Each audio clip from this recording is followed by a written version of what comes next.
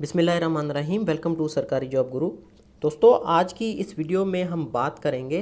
कि FIA act 1975 में जो पावर्स दिए गए हैं, एफआईए के जो मेंबर्स हैं, जो ऑफिसर्स हैं, उनको जितने भी पावर्स दिए गए हैं, हम ख़ास तौर पर उनके ऊपर बात करेंगे। अब ये जो एफआईए में टेस्ट आएंगी, जैसे सब इंस्पेक्टर हो गए या एएसआई या उससे नीचे वाले जितने भी हैं, और इसके अलावा असिस्टेंट डायरेक्टर की जो टेस्ट होती हैं एफपीएससी के अंडर में, तो उसमें भी ये पावर्स का पूछा जाता है। इसमें से क्वेश्चन आते हैं, 10 से 15 क्वेश्चन इस पर लाजमी आते हैं एफआईए एक्ट में से। तो इस पर जानने की कोशिश करेंगे इसमें पावर कौन सी हैं। एफआईए एक्ट की जो पूरी जो वीडियो मैंने कवर की है वो आप स्क्रीन पर देख सकते हैं, और ऊपर लिंक भी इसका दिया हुआ है, डिस्क्रिप्शन में भी दिया हुआ है। पूरा एक्ट जो है ना वो मैंने एक सेपरेट वीडियो में बनाया है। ये वीडियो ख़ास तौर पर जितने भी पावर्स हैं उनको हम यहाँ पर डिस्कस करेंगे। तो पावर्स जो है वो सेक्शन 5 में बताए गए हैं कि एफआईए के जो मेंबरान हैं, एफआईए के जो ऑफिसर्स हैं, उनके पास कौन कौन से पावर्स हैं, ये हम यहाँ पर देख लेते हैं। तो सेक्शन 5 में बात करता है कि powers of the members of the agency. तो पहले में इसका जो सब सेक्शन 1 है, ये सामने जो नज़र आ रहा है आपको, सब्जेक्ट टू एनी ऑर्डर, यहाँ से लेकर, तो इसको मैं आपको एक्सप्लेन करूँ कि इसमें ये कह रहा है कि एजेंसी के मेंबरान के पास पूछताछ के लिए यानी इन्वेस्टिगेशन और इंक्वायरी के हवाले से तमाम पावर्स मौजूद हैं। ठीक है, कौन कौन से, यानी वो किसी भी प्रॉपर्टी, किसी भी जगह पर जाके सर्च कर सकते हैं, वहाँ पर तलाश कर सकते हैं किसी भी चीज़ को, या वहाँ पर अरेस्ट कर सकते हैं किसी बंदे को, या सीजर ऑफ प्रॉपर्टी, यानी जो प्रॉपर्टी है, कोई भी चीज़ है, यानी वो कोई घर है या कोई भी गाड़ी है या कोई फ्लैट है या कोई और चीज़ है, कोई डिवाइस है, उसको ज़ब्त कर सकते हैं, यानी वो अपने साथ लेकर जा सकते हैं। कोई रिकॉर्ड है, कोई कंप्यूटर है, कोई यूएसबी है या इस तरह की चीज़ें, तो उसको ज़ब्त कर सकते हैं। ठीक है, और ये सारे पावर्स जो हैं वो प्रोविंशियल पुलिस के पास होते हैं इन्वेस्टिगेशन के, वो इन्हीं के पास भी होंगे। यानी जो भी प्रोविंशियल पुलिस हमारे पास होती है, डिस्ट्रिक्ट पुलिस होती है, तो उसके पास जितने भी पावर्स होते हैं वो सारे इनके पास भी होते हैं। सब सेक्शन 1 में ये सारी बात कर रहा है। सब सेक्शन 2 में अगर आएँ तो एजेंसी के मेंबरान जो कि सब इंस्पेक्टर से कम ना हो, यानी सब इंस्पेक्टर हो या उससे ऊपर हो, एएसआई की बात नहीं कर रहा, सब इंस्पेक्टर हो या उससे ऊपर हो, उसके पास वही सारे पावर होंगे जो किसी भी इलाके के, किसी भी पुलिस स्टेशन के एसएचओ के पास होते हैं। स्टेशन हेडक्वार्टर जो होता है उसके पास जो पावर्स होते हैं वो एफआईए का अगर सब इंस्पेक्टर है उसके पास भी होंगे या उससे ऊपर जितने भी होंगे। अब किसी भी इलाके में ये जाएगा तो सब सेक्शन 3 में ये बात कर रहा है कि ऐसा मेंबर जो सब इंस्पेक्टर से कम ना हो, वो डायरेक्टर जनरल की अथॉरिटी से, ऑथोराइजेशन से, डायरेक्टर जनरल उसको ऑथोराइज करेगा कि वो किसी भी बंदे को बगैर वारंट के गिरफ्तार कर सकता है। अब देखें कितनी बड़ी पावर्स है, सब इंस्पेक्टर के पास पावर है और सब इंस्पेक्टर से ऊपर की पावर है। ये पावर जो है वो डिस्ट्रिक्ट पुलिस के एसएचओ के पास होती है। उससे कम वाला बंदा किसी को बगैर वारंट के गिरफ्तार नहीं कर सकता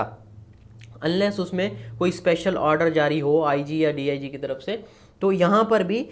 इसमें भी जो डायरेक्टर जनरल है, डीजी है, जो हेड है एफआईए का, वो ऑर्डर देगा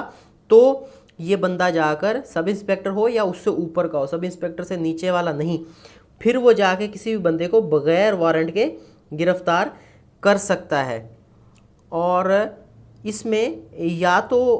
अब इसमें ऐसे बात नहीं है कि किसी भी बंदे को गिरफ्तार कर ले, तो उसमें ये बात है कि या तो उसने किसी जुर्म का इर्तिकाब किया हो, यानी जो जुर्म हमने मेंशन किए हैं ऊपर सेक्शन 3 में, आप देखें सेक्शन 3 क्या है, और सब सेक्शन 3 का जो सब सेक्शन 1 है उसमें जितने भी जुर्म हैं वो अगर उसने किया हो या उसके ऊपर एफआईए वालों को शक हो कि हाँ भाई इस बंदे ने ये काम किए हैं, तो फिर उसको गिरफ्तार किया जा सकता है बगैर वारंट के। अदरवाइज़ नहीं, बिला वजह किसी भी बेकसूर आदमी को इसमें नहीं गिरफ्तार किया जा सकता अनलेस उसके ऊपर शक हो। तो सब सेक्शन 4 में क्या बात कर रहा है कि इंचार्ज पुलिस स्टेशन के जब भी पावर्स किसी भी सब इंस्पेक्टर या उससे ऊपर वाले को मिलेंगे, तो पुलिस स्टेशन का मतलब ये है कि फेडरल गवर्नमेंट के जो लॉ में, उसके कोड में जो उन्होंने डिक्लेयर किया हुआ है कि हाँ ये जगह जो है ये पुलिस स्टेशन है, ये एरिया ये पुलिस स्टेशन है, तो उस पर वो अपने एक्सरसाइज कर सकता है पावर्स। सेक्शन 5 की अगर बात करें कि अगर मिसाल के तौर पे कहीं पर इन्वेस्टिगेशन हो रही है और किसी भी ऑफिसर को ये लगता है कि ये प्रॉपर्टी या इस जगह में कोई रद्दोबदल हो सकता है, यानी इसको कोई बेच देगा या इसमें जो है वो निशानात या कोई जो सबूत हैं उसको मिटा दिया जाएगा, या इस प्रॉपर्टी को जो है ना इस जगह को या इसमें से जो एविडेंसेस हैं उनको ख़त्म कर दिया जाएगा,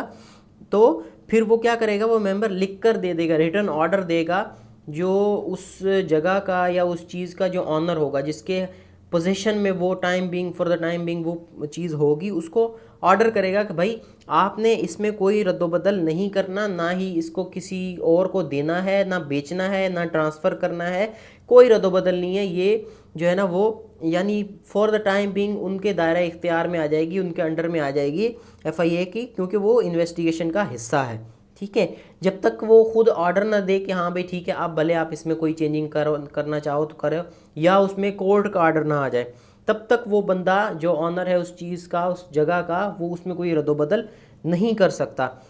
तो सब सेक्शन 6 में फिर वही बात कर रहा है कि अगर कोई बंदा इस ऑर्डर की खिलाफ वर्जी करेगा, जो सब सेक्शन 5 में बात की अभी हमने, इसकी अगर कोई खिलाफ वर्जी करेगा तो उसको 1 साल की कैद और जो है ना दूसरी पनिशमेंट उसको भी हो सकती हैं, या दोनों हो सकती है, कुछ दोनों में से, या कैद हो सकती है या जो है ना और कोई सज़ा हो सकती है। तो अब सेक्शन 6 में क्या कह रहा है,